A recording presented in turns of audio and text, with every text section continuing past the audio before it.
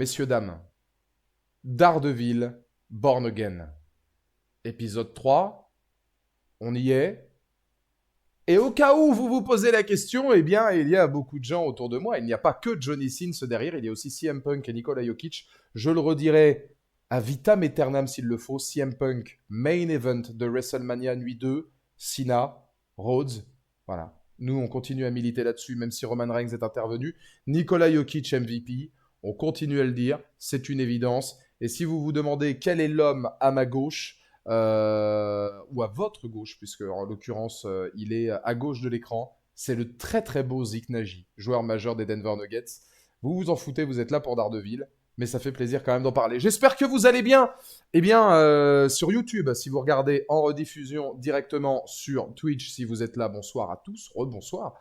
Après une petite heure de talk, on est là pour discuter évidemment Daredevil. Épisode donc 3 de la saison 2. De la saison 2, que dis-je, de la saison 1, mais enfin de la suite donc de la série Marvel Netflix, donc c'est un peu le deuxième pan de Daredevil. Un épisode que j'ai trouvé excellent. Là, pour moi, on retrouve vraiment tout l'esprit de Matt Murdock, de Daredevil, en règle générale, mais beaucoup plus centré autour de Matt Murdock. On retrouve l'esprit Daredevil de la série Netflix. Je trouve que c'était bien plus soigné d'un point de vue de mise en scène, même si c'était de l'ordre du classique, c'est-à-dire pas de séquence d'action, etc. Mais vraiment quelque chose bien plus centré sur l'humain et bien plus centré sur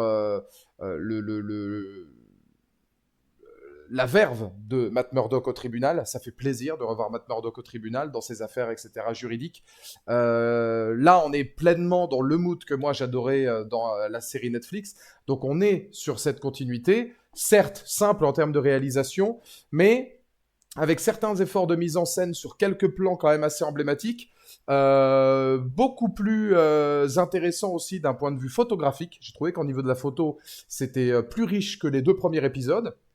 Et effectivement, un final dont on va reparler parce que le final est quand même très très fort. Je tiens à le préciser, pour ceux qui ne sont pas au courant, avant la réécriture, puisque Daredevil a été réécrit, il y a eu pas mal de réécritures, etc. Ils ont rechangé certaines choses.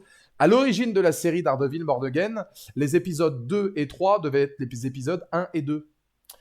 Alors, est-ce que ça a une importance dans le scénario ou est-ce que ça nous permet de nous rendre compte pourquoi cet épisode-là est très fort, l'épisode 3? Parce que peut-être que s'ils sortaient les épisodes en double et que à l'origine, eux avaient considéré que les épisodes 2 et 3 étaient censés être les premiers, eh ben on était dans quelque chose, effectivement, très terre-à-terre, très juridique, donc beaucoup plus proche de l'homme, etc. Et le final, donc cet épisode 3 aurait pu être le final, en gros, de la journée pilote, c'est-à-dire de la sortie des épisodes 1 et 2, qui étaient à l'origine prévus comme tel. L'épisode 1 étant, comme dit Thibaut, une totale réécriture, ils ont mis l'épisode 1 après coup, épisode 2 et 3 ont continué, on va évidemment en parler. C'est vrai que ça aurait commencé avec quelque chose d'intéressant. Cela dit, le premier épisode qui est sorti la semaine dernière, sans compter donc le deuxième, puisque le deuxième, en l'occurrence, aurait été le premier de la première version voulue par les auteurs. Premier épisode avait quand même ses qualités, etc. Et pas mal de points, notamment la mort de Foggy ou d'autres, qui ont pu être faits justement et provoquer quelque chose aux spectateurs. On va continuer à louer évidemment les qualités sur le fond du premier épisode. Moi, c'était sur la forme que j'avais un petit peu de problème. Là, pour le coup, sur cet épisode 3, que ce soit la forme ou le fond, quel plaisir de revoir Charlie Cox dans un tribunal. On est donc dans un épisode, là aussi, très terre-à-terre, très new-yorkais. Mention spéciale, moi j'aime beaucoup et j'espère qu'ils le feront sur l'intégralité de la saison.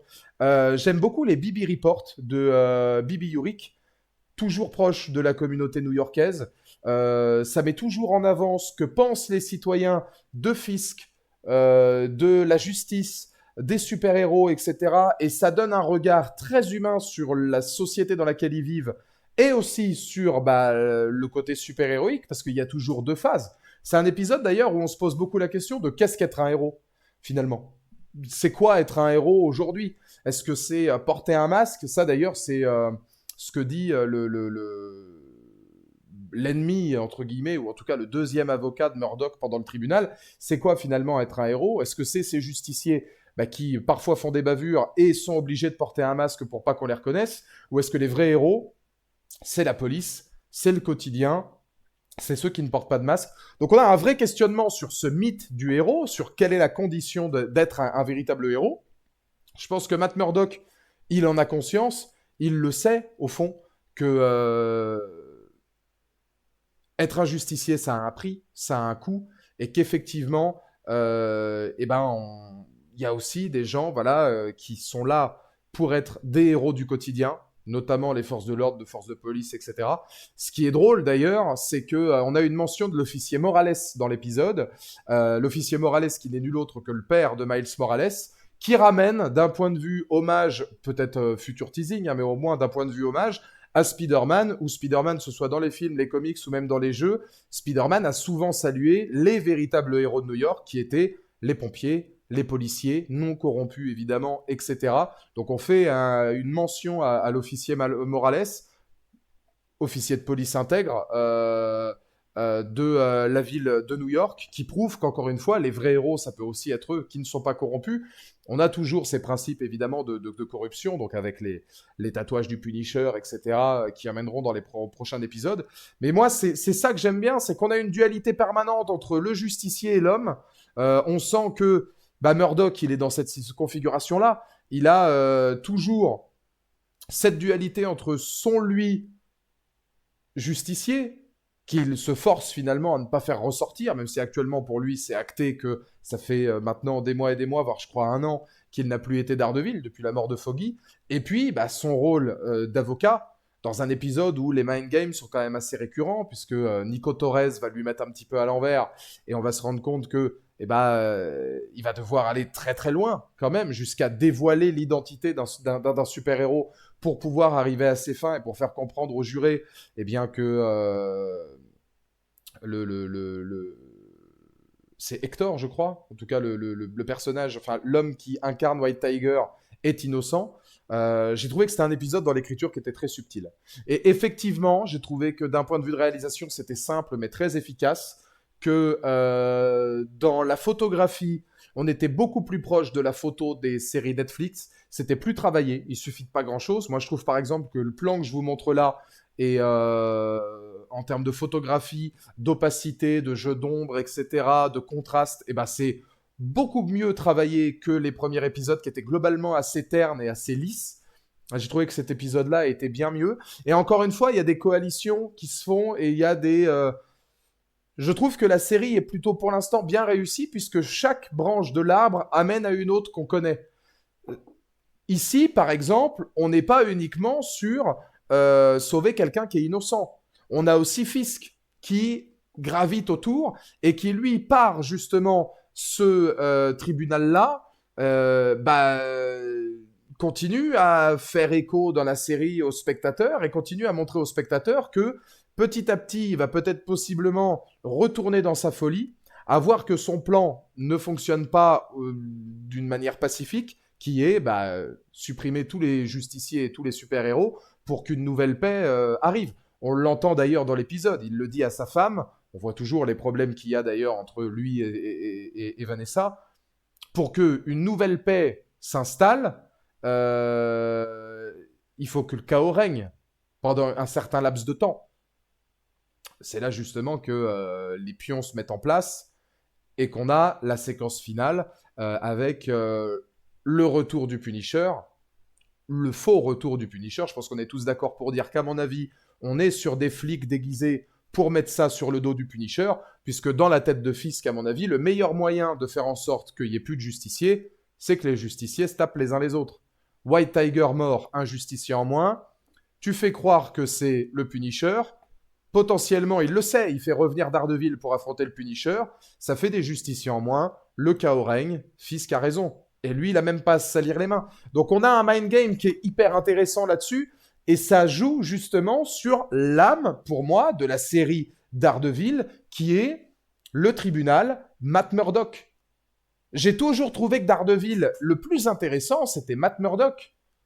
Alors, il y avait des séquences très fortes dans les séries Marvel Netflix, quand on avait le Punisher avec Murdoch, enfin avec Daredevil pour le coup, sur le toit d'un immeuble dans la saison 2, les moments aussi avec le Punisher en prison contre Fisk, certaines séquences fortes avec Daredevil et le tireur. Mais moi, ce que j'aime, c'est Murdoch.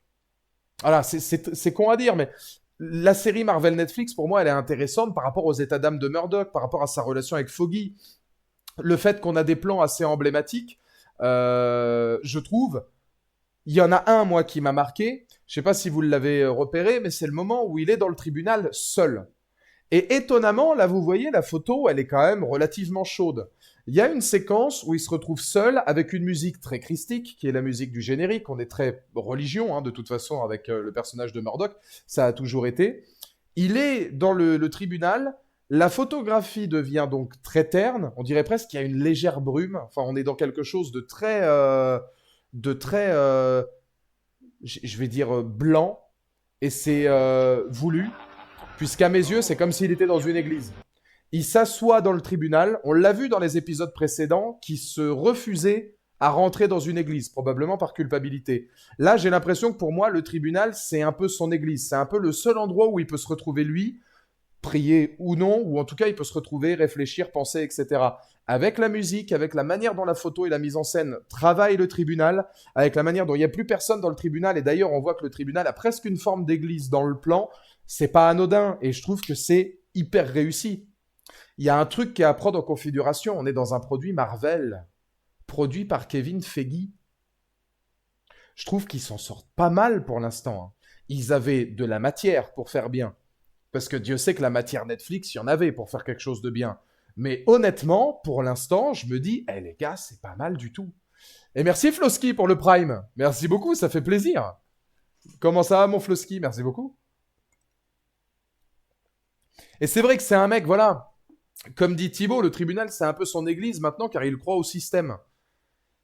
Il y croit et il y croit pas. C'est-à-dire que quand il se fait avoir par Nico Torres, dans la foulée, il n'hésite pas à aller à l'encontre de ce que lui-même il défendait et de ce que lui-même il a proposé, quitte à se faire quand même grassement engueuler par le juge, et aller à l'encontre de ses principes les plus forts enfin comment dire, en montrant le masque de White Tiger directement à Hector. Donc, il y croit en la justice et il croit au système. Je pense qu'il croit en sa justice et en son système.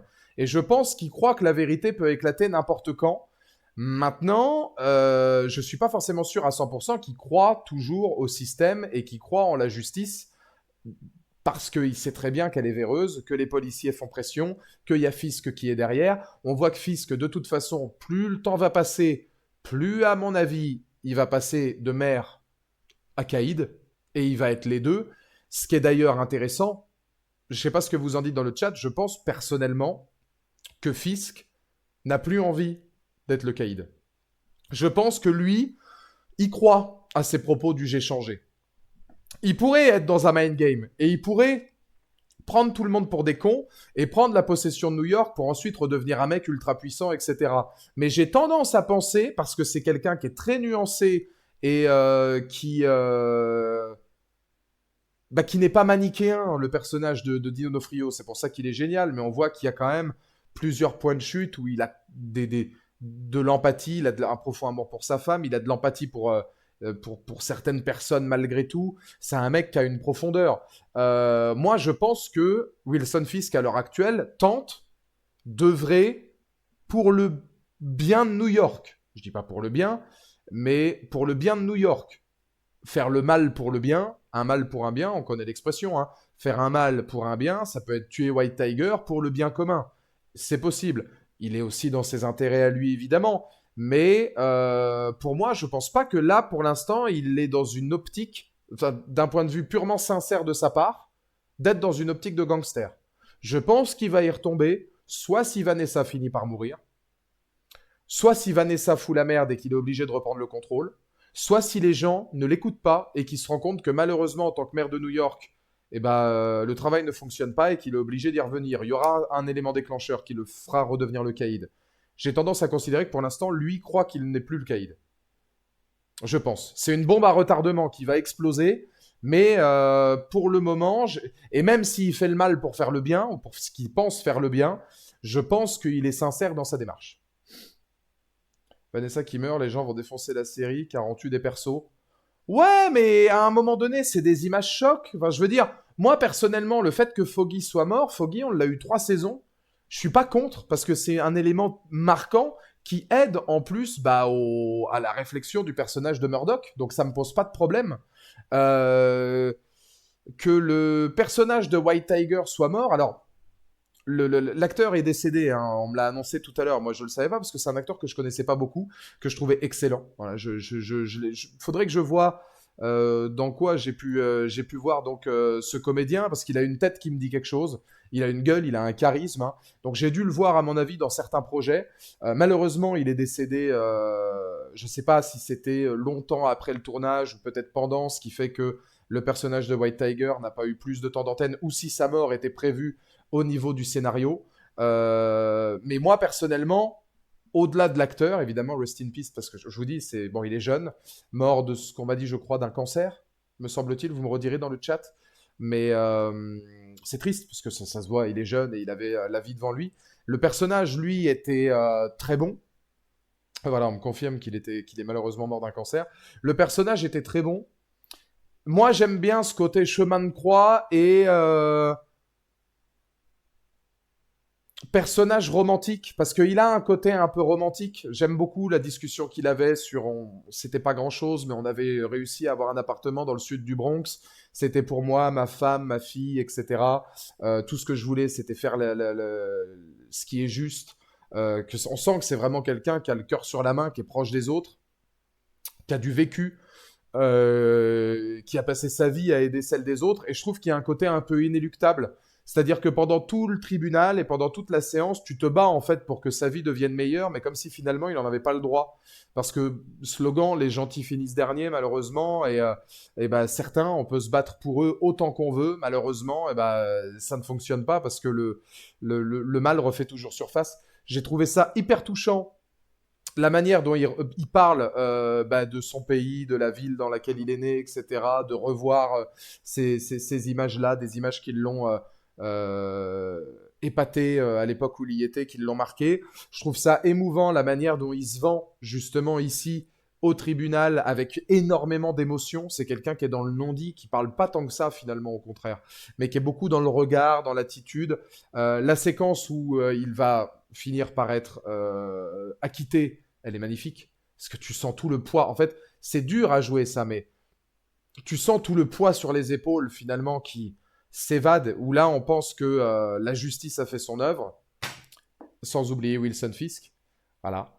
Où Wilson Fisk revient et où, malheureusement, il a toujours plus d'un tour dans son sac. Et il va, à mon avis, utiliser des forces de police ou alors de la main-d'œuvre qui est à son actif pour faire accuser le Punisher et ensuite pour tuer White Tiger. Donc finalement, les choses, c'est malheureusement quelqu'un, voilà, je trouve d'assez pathétique, romantique, mais pas dans le sens négatif du terme, pathétique, simplement dans le sens où, malheureusement, il n'y avait pas de bonne fin pour lui. Malgré tout ce qu'on a pu avoir. Et le côté un peu miroir de Matt est intéressant, Preach, ouais. Ça fait vraiment écho à le Hector Matt Murdock. Les deux font beaucoup écho avec beaucoup de similitudes et je pense que Matt Murdock défend aussi, ne fait pas que défendre ce client-là, il défend une idéologie, il défend une idée, il défend son idée. Les sons de grenouille dans les crédits qui fait écho à une des conversations avec Matt. Ouais, oui, c'est très beau. C'est très beau parce que ça dure l'intégralité du générique de fin. C'est beau pour l'acteur, c'est beau pour le personnage et ça donne encore plus de puissance. Ça faisait très longtemps que j'avais pas terminé un épisode en me disant « Ah, enculé !»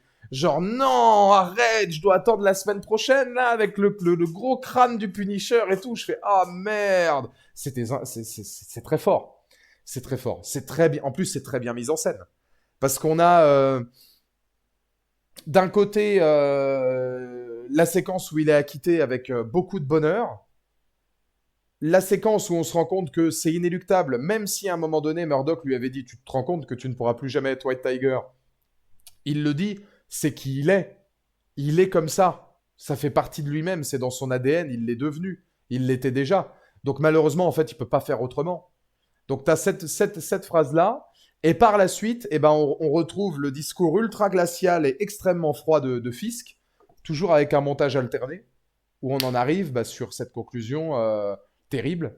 Je crois que d'ailleurs, il y a pas de musique extra-diégétique à ce moment-là, il n'y a pas de score.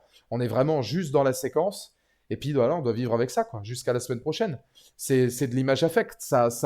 Ça inclut le spectateur dans la narration et ça propose au spectateur de devoir vivre avec ça pendant une semaine sans avoir la conscience de ce qui va arriver par la suite. C'est très fort. D'un point de vue de mise en scène, j'ai trouvé que c'était très réussi. J'ai trouvé que c'était très réussi. Et c'est encore une fois bourré de petites références. J'en parlais tout à l'heure je parlais tout à l'heure de Matt Murdock et de la référence à l'officier Morales. Il y a une phrase que j'aime beaucoup quand Murdock va commencer son procès, je crois, quand il va commencer à défendre Hector. C'est au début, je crois, hein, la première fois qu'il prend la parole. Il dit écoute, il y a un dicton de boxeur qui dit le meilleur moyen d'éviter de prendre des coups, c'est de mettre le premier. Quand on sait que le père de Matt Murdock était boxeur, je trouve que pareil, c'est bien écrit. C'est bien écrit parce que si tu connais le personnage et si tu sais à quel point Murdock était attaché à son père, les difficultés qu'a eu son père, etc. Alors, je sais pas si dans le lore c'est la même chose, mais moi j'aimais bien le début du film Daredevil avec Ben Affleck. On peut dire ce qu'on veut du film. Je trouve que le début sur l'origin story avec le gamin, qui est d'ailleurs l'acteur qui joue le gamin dans Arak Attack. Voilà, au cas où vous avez vu Arak Attack et Daredevil, vous savez que le gamin qui joue Matt Murdock jeune, c'est le gamin d'Arak Attack. Et ben moi j'aimais bien moi le début du film avec Ben Affleck parce que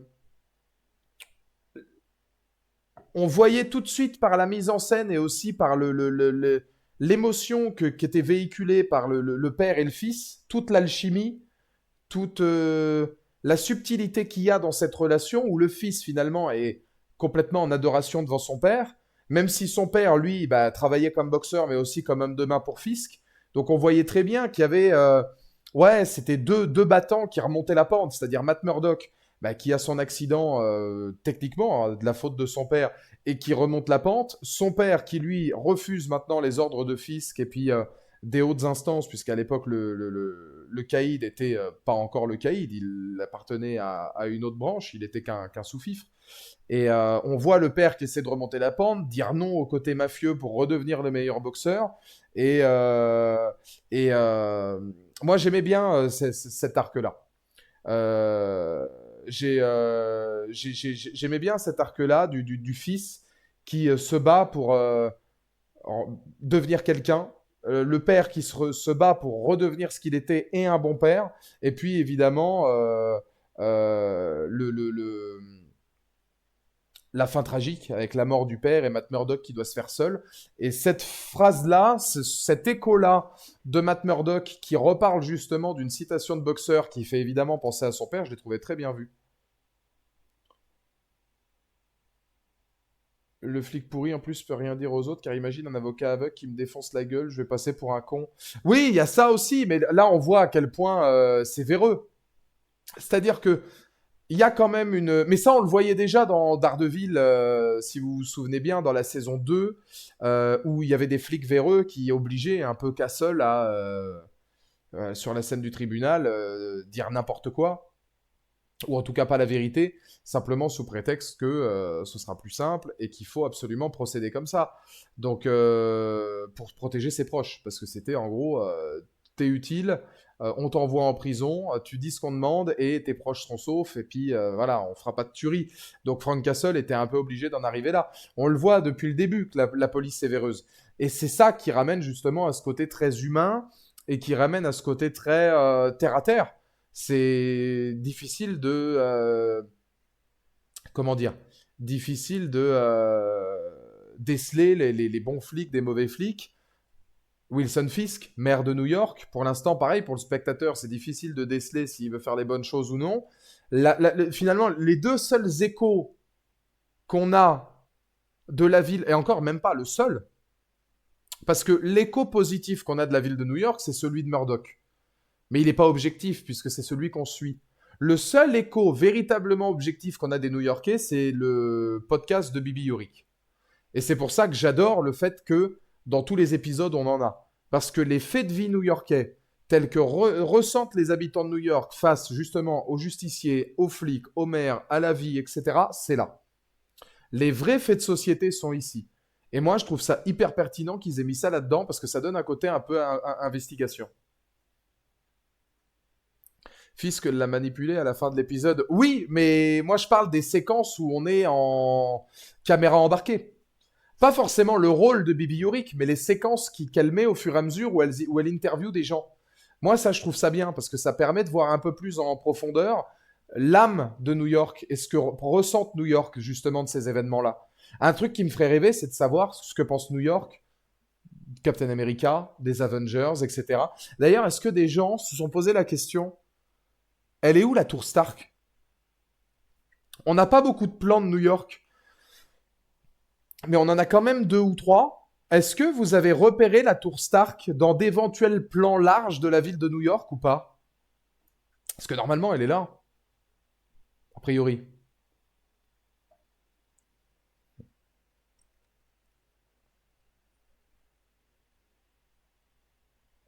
J'ai pas l'impression d'avoir vu non plus. Il a fait venir la meuf car elle est proche de New York pour dénoncer les justiciers avec la parole de fils que les avis vont sûrement changer. Ouais, bien sûr. Bien sûr. Elle va être manipulée et lui va la manipuler à bon escient. C'est pour ça d'ailleurs que lui demande à Daniel de la faire venir elle. Peut-être plus de portée, comme elle est plus proche du peuple que le New York Times. Mais n'empêche que les séquences qu'elle filme sont des séquences proches des gens, des séquences de vie pure, où les gens donnent leur vraie opinion. Donc c'est vrai que c'est vrai que c'est puissant. Et puis il faut quand même partir d'un procédé aussi qui est que il y a un an il perd Foggy. Là c'est un peu une rédemption pour Matt Murdock aussi. Il lave l'honneur des justiciers, il lave l'honneur d'un homme bien. La justice fait son travail. Il prend un énorme risque en admettant que lui est White Tiger. Et White Tiger se fait buter, on peut considérer le lendemain, le surlendemain ou très tôt après. Qu'est-ce que ça va être les conséquences sur Matt Murdock? Peut-être que Matt va se dire, comme dit Thibaut, peut-être que Matt va se dire que c'est lui qui a condamné White Tiger et qui a condamné du coup Hector en le plaçant au goût du jour. Donc il va y avoir une culpabilité énorme et à ce rythme-là,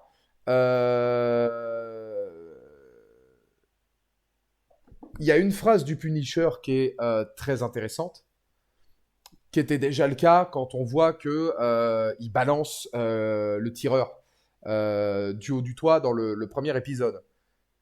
Daredevil n'est plus que jamais à un mauvais jour de devenir le Punisher.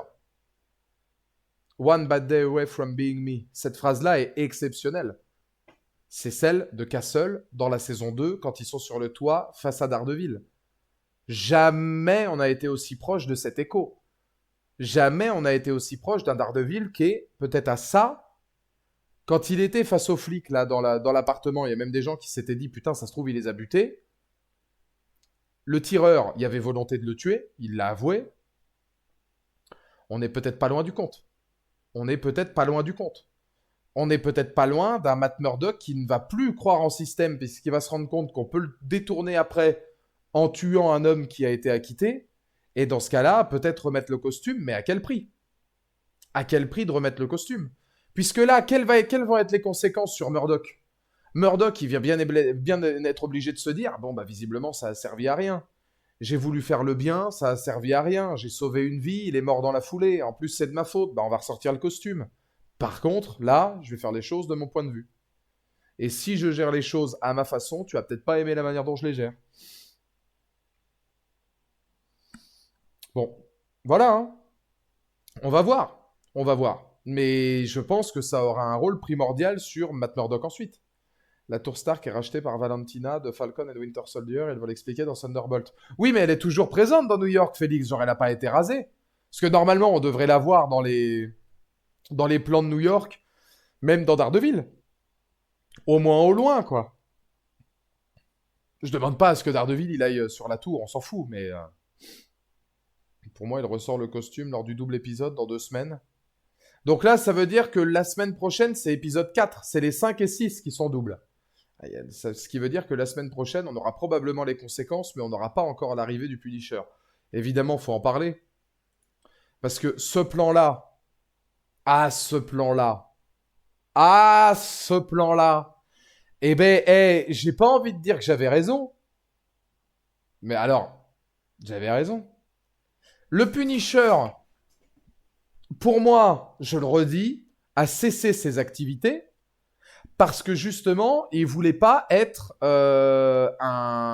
comment dire, il voulait pas être un modèle pour que les gens fassent la même chose. C'était pas l'idée. Je pense que les gens qui ont un tatouage du Punisher sont des idoles de ce mec. Ils idolâtrent le Punisher. C'est peut-être pour ça qu'il a stoppé, qu'on le voit avec la barbe, etc., un peu à l'agonie. Non seulement on risque d'avoir cette option-là, mais on a aussi cette option donc de nous faire croire que c'est le Punisher. Je pense que c'est globalement, on est tous à peu près d'accord pour dire que c'est le bâillement le plus long du monde. On est tous à peu près d'accord pour dire que cet homme n'est pas le Punisher. Je pense que c'est des gens payés par Fisk pour se faire passer pour lui. Ce qui va amener Matt Murdock sur la route de Frank Castle, puisque peut-être Murdock et ou Daredevil vont penser que Castle a été payé par Fisk pour faire ça. Ils vont se rendre compte que c'est pas le cas et les deux vont essayer de démanteler les véritables criminels qui vont les ramener probablement à Fisk par la suite. Je pense qu'on peut être d'accord là-dessus. Cet homme-là n'est pas Frank Castle, c'est évident. Par contre, de la part de Fisk, de faire en sorte que le Punisher soit celui qui soit accusé, encore une fois, c'est très malin. Ouais, ça sent le gilet de flic ripou, ouais, grave. Grave, à mon avis, oui, hein. Mais c'est très malin de la part de Fisk. Il va forcer les justiciers à s'entretuer. Il va même forcer les gens à détester les justiciers. Puisque le peuple va finir par se dire, regarde, ils se tuent entre eux, puis au final, le Punisher, c'est pas quelqu'un de bien, parce qu'il a tué White Tiger. Ouais, non, mais finalement, Fisk a raison. J'ai du mal à croire qu'il puisse penser que ce soit Frank quand même. Penser que ce soit Frank, peut-être, si ça fait longtemps qu'il n'a pas eu de nouvelles. Ça n'a pas toujours été cordial entre les deux.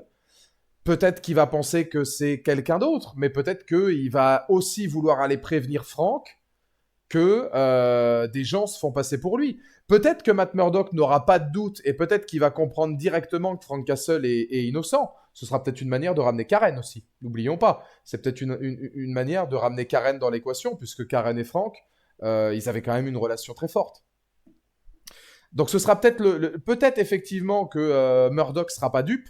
Par contre, il faudra qu'il aille en parler à Frank, parce que qui c'est qui est dans la merde à cause de ça, c'est le Punisher. Donc ça donne un maximum d'hypothèses. Encore une fois, là, la route commence à se dresser. Ce que j'aime beaucoup dans Born Again pour l'instant, c'est ce que je disais, on a un arbre avec des branches qui se rejoignent de belle manière. Fisk, Daredevil. Daredevil, tireur. Tireur, Foggy. Foggy meurt, état d'âme de Murdock. Murdock, White Tiger. White Tiger amène au Punisher. Le Punisher qui était déjà teasé un petit peu partout. Grâce notamment à ce qu'il a fait. Punisher teasé avec Fisk, puisque Fisk va utiliser l'image du Punisher pour ça. Moi, j'aime bien la manière dont c'est ficelé. Je pense plus à un imitateur. Si c'est Frank qui a payé, si c'est Fisk qui a payé, il joue avec le feu parce qu'en faisant ça, il invite Frank à revenir. Mais moi, je pense pas. Justement, Preach, moi je pense que Fisk, alors peut-être que je me trompe, mais je pense que Fisk est à l'origine de ça. Parce que Fisk, s'il fait ça, il force Frank à revenir. Mais il sait très bien que Daredevil va devoir faire quelque chose. Le meilleur moyen que les justiciers se fassent éliminer, c'est qu'ils se butent tous entre eux. Et peut-être que dans sa tête, il se dit, je vais amener Daredevil à penser que c'est Castle. Et donc du coup, derrière, à devoir éliminer le Punisher. Oublie pas un truc, c'est que dans les premiers épisodes, il en cible 3, hein, Fisk. Quand il dit à un moment donné sur à la télévision, on en a marre des diables rouges, on en a marre des gens qui font justice eux-mêmes avec un crâne sur le torse et des hommes déguisés en araignée. Ça peut très bien, encore une fois, c'est des théories, c'est ça qui est intéressant dans les séries épisode par épisode. Fuck le binge-watching, bien sûr. Mais c'est ça qui est intéressant, c'est qu'on peut spéculer sur tout.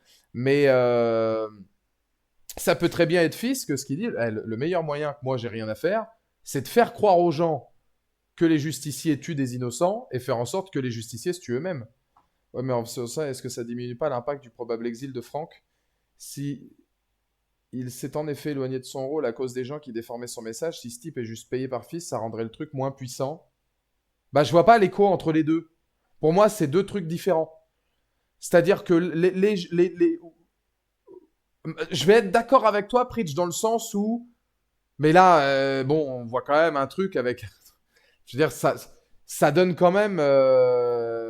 ça donne quand même... Alors, quand je disais le tireur a tué Foggy, je n'ai pas forcément dit que c'était Fisk, parce que je vois beaucoup de gens qui disent...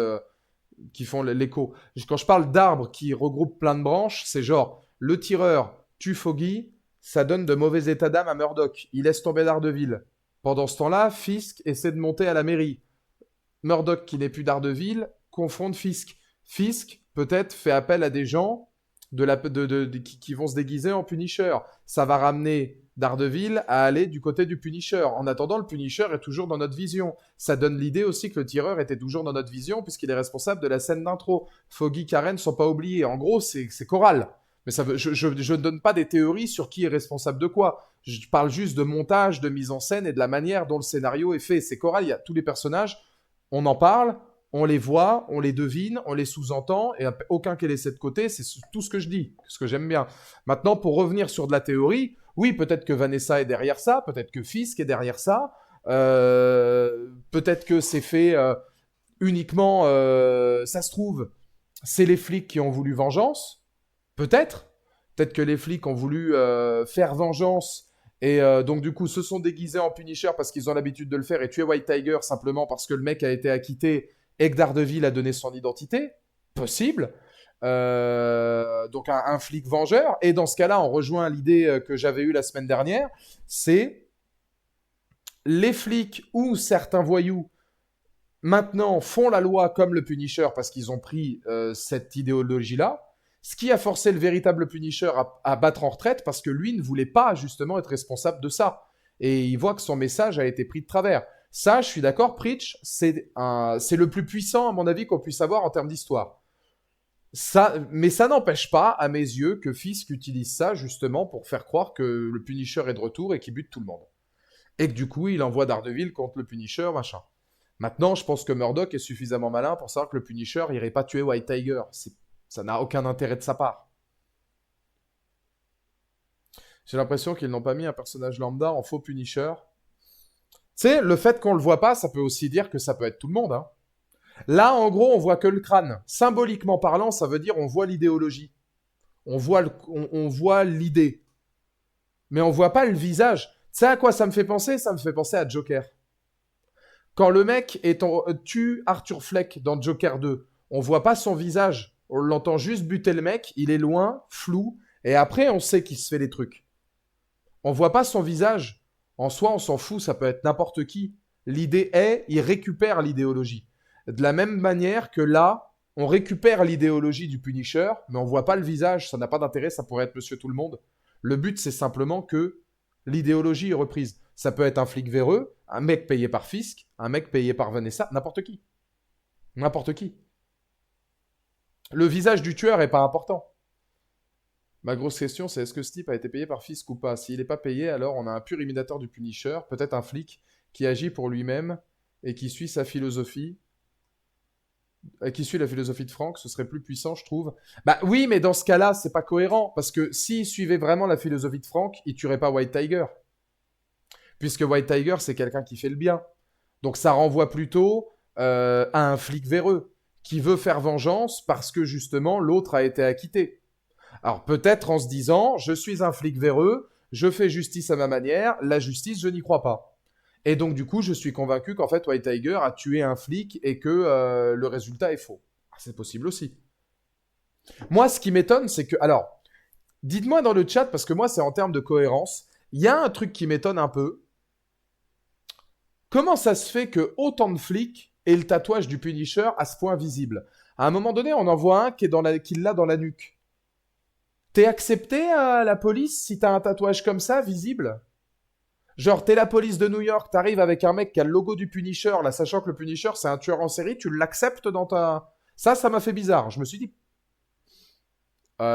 niveau cohérence, autant sur le poignet, on n'est pas obligé de le voir, autant là, ça veut dire qu'en gros, tu travailles à la police de New York, on t'a dit oui, t'es embauché, alors que t'as le gros crâne du Punisher qui bute des dizaines de milliers de personnes. Bon, peut-être pas des milliers, mais au moins des bonnes centaines. Oh, c'est pas dit que le Punisher n'ait pas tué 1000 personnes. Moi, j'ai une question qui trotte. Qu'en est-il de Muse, le nouveau perso qu'ils ont annoncé? Et si c'était lui avec le gilet? Possible. Alors, on sait déjà que Muse ou Muse, je sais pas comment on le prononce, parce que je connais pas le personnage, sera dans la saison 2, tout comme psy. La psy de Fisk et Vanessa, qui l'accompagne maintenant, enfin en tout cas la fréquentation de Matt Murdock, sera aussi dans la saison 2 de Born Again. Annonce. Apparemment, c'est officiel. Et alors là, en vrai, je pense que je pourrais pleurer vraiment des larmes de. Enfin, parce que ça me fera trop plaisir. Il semblerait que ce soit officiel. Il n'y a pas que Jessica Jones qui reviendra dans la saison 2. La saison 2 de Daredevil Born Again aurait un arc avec les Defenders à leur intégralité. Mec, moi je suis trop chaud. Moi je suis trop chaud. Ramène-moi Luke Cage, gros. Je suis trop chaud. Vraiment, hein. Vraiment, hein. S'il ramène les Defenders, et moi ramène-moi Luke Cage, hein. Vous le savez, hein. C'est le GOAT. Donc apparemment, c'est l'intégralité des Defenders qui devrait revenir. À voir. Mais bon, moi, je pense que les Defenders, c'est possible. Je continue à maintenir que Tom Holland fera une apparition. Je ne sais pas combien ils feront de séries de Daredevil Born Again. Je ne sais pas jusqu'où on va aller. Et bah, dans la mesure où, avec les événements d'Avengers, etc., faudra forcément en parler à un moment donné. Je pense que il y aura une apparition de Peter Parker. C'est obligé. C'est obligé parce que dans le lore des comics, le Punisher, Spider-Man, Daredevil, les trois s'entendent bien. De là à dire pote, je vois pas Frank Castle avoir un pote, genre pas la version de John Berntal, mais ils s'entendent bien malgré tout, ils se respectent. C'est des purs héros new-yorkais. Spider-Man est un véritable héros de New York. C'est pas un héros mondial, c'est un héros de New York. Daredevil pareil, le Punisher pareil, les Defenders, les super-héros alloués pareil. Pour moi, ce serait bien. T'as pas été spoilé d'un possible retour en saison 2 d'un personnage important, ça va, même si c'est officiel. Non. Non. Non, de la saison 2 de Daredevil Born Again, les seules choses que je sais, c'est que normalement, Deborah Ann Wall reviendra pour la saison 2. La psy reviendra. Muse reviendra. L'intégralité des rôles là, a priori, devrait revenir aussi. Et qu'on a. Alors, Jessica Jones reviendra, c'est sûr. Ça, je crois que ça a été acté officiel que Jessica Jones sera sur la saison 2. Et là, on parle d'une rumeur des possibles Defenders en intégralité. Spike Lee, c'est l'âme de New York aussi. Hein. Pareil, on en avait parlé, la petite référence au Knicks, c'est drôle. Si t'aimes le basket, la référence au New York Knicks, c'est assez savoureuse. En vrai, logique au vu de la potentielle guerre contre les justiciers de New York. Ouais, bien sûr. Bien sûr. Si on fait la guerre face aux justiciers new-yorkais, etc., ça paraît légitime de les avoir. Maintenant, maintenant comment inclure ça dans le scénario? Est-ce que Tom Holland sera dispo? Est-ce que le cachet sera suffisant? Maintenant, on en a oublié un autre, hein. On en a oublié un autre et il y a un acteur qui a dit qu'il adorerait travailler avec Berntal en Punisher et qu'il adorerait travailler avec Spider-Man. Indice, il vient d'arriver sur Terre.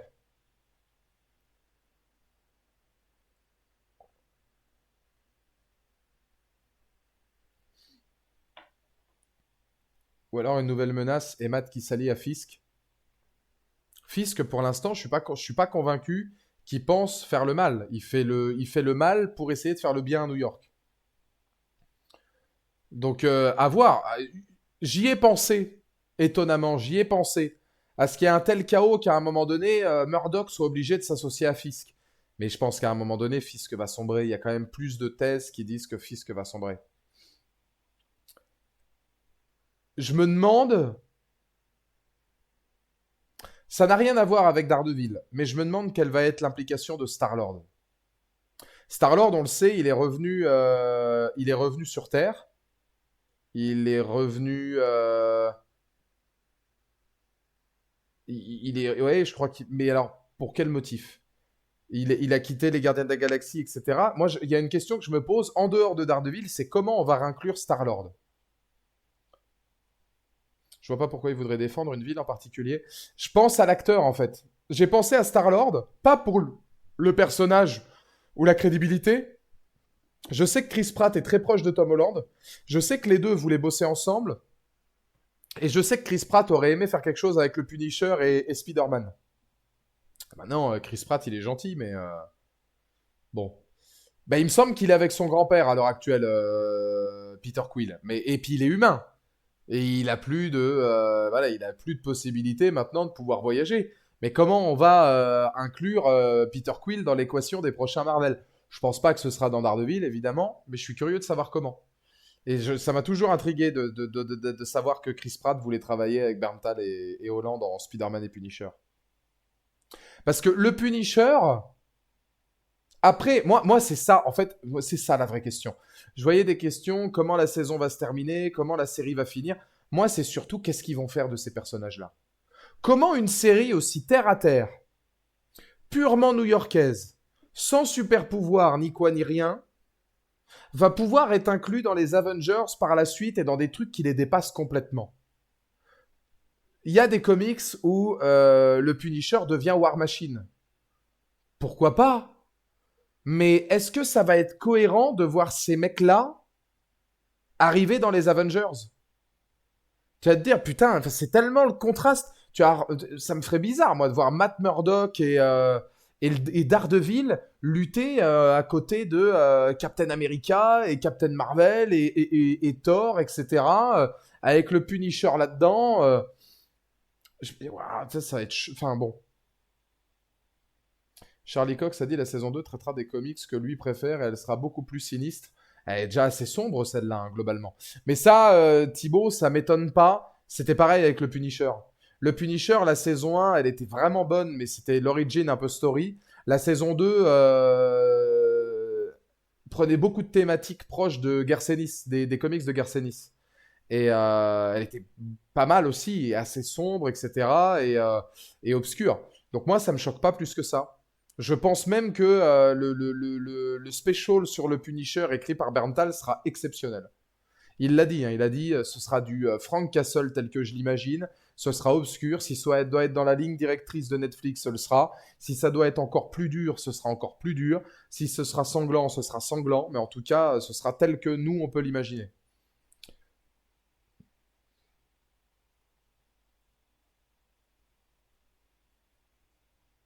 J'adore le retour de la série, mais ça me paraît bancal, tout ça sur le moyen terme. Bah, moi, j'adore ce qu'ils font, mais je pense toujours à Yaya, en fait, qui me dit. Est-ce qu'il est encore là dans le chat, Yaya? Je pense pas. Non, il est plus là, Yaya. Je vois toujours Yaya qui me dit, mais tu sais, en fait, les Avengers, là, dans le prochain film, notre Terre, elle va être explosée, tout le monde va mourir, et on va repartir sur une autre Terre, et puis à partir de maintenant, ce sera la Terre des prochains films, où on aura ramené quelques justiciers qui auront survécu, machin, et tout. Je me dis, putain, mais alors tout ce qu'on vit là maintenant, c'est tout ça pour ça? Et qu'est-ce qu'on fait si eux, ils meurent? S'ils sont pas inclus dans les Avengers et qu'Yaya, il a raison, la Terre, elle est rasée, machin, puis maintenant, on est sur la Terre, je sais plus trop combien, Doctor Doom de mes deux, machin, donc ça veut dire quoi? Que le Punisher, il est mort, c'est fini? Donc on va faire un special sur le Punisher, on aura repris, nous, de l'émotion là-dessus, pour que le MCU le détruise derrière? Et c'est ça qui est très compliqué à suivre, hein.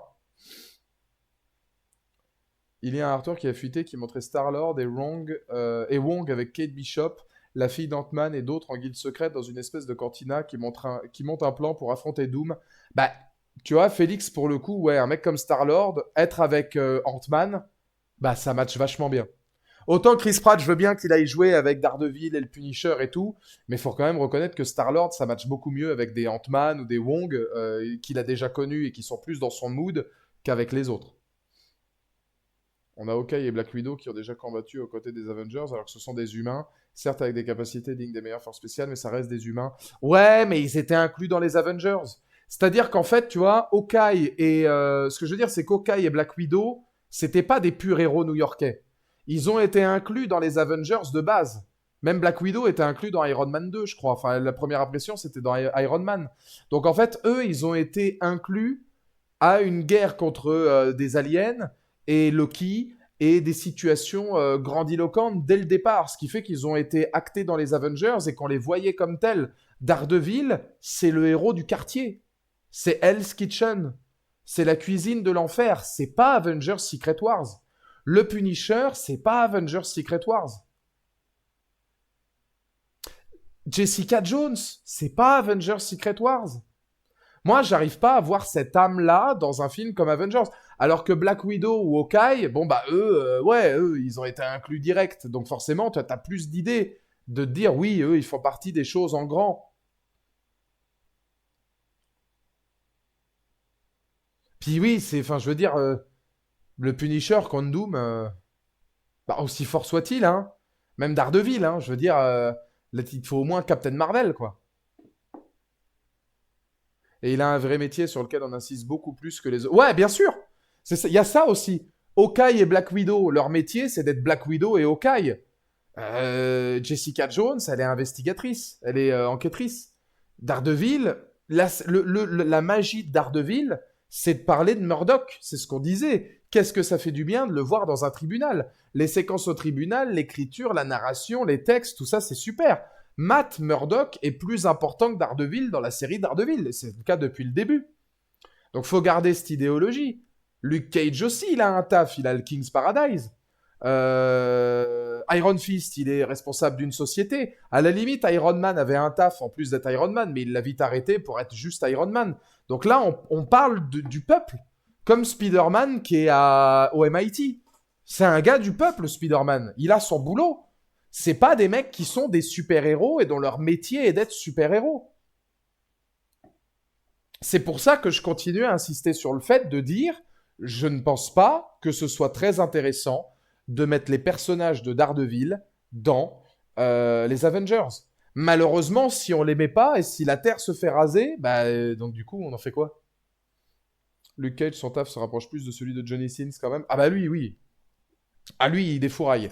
Mais n'empêche qu'il est patron du King's Paradise. Ah d'ailleurs, bonne nouvelle. Spider-Man 4, c'est officiel, le super vilain ne sera pas street level. Donc sous-entendu, le super vilain, ça va être encore un truc qui va exploser de partout, lolilol, ceci, cela. Ce sera pas du street level. C'est ce qu'on attendait, c'est ce qu'on voulait. Assez étonnamment, c'est ce que voulait Kevin Feige. Je pense que Sony a fait pression. Parce que Kevin Feige, il voulait du street level, il voulait revenir à hauteur d'homme, etc.